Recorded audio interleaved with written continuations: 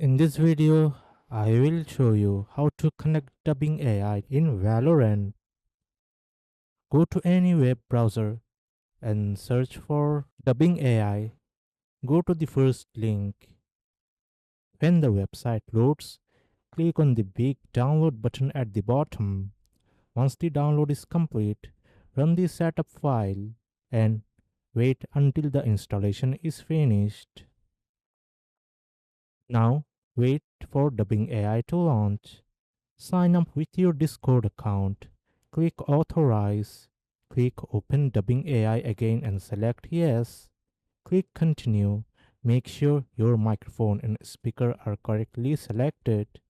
Click Continue again and then all done. Now open Valorant. Go to Settings. Then click the Audio tab.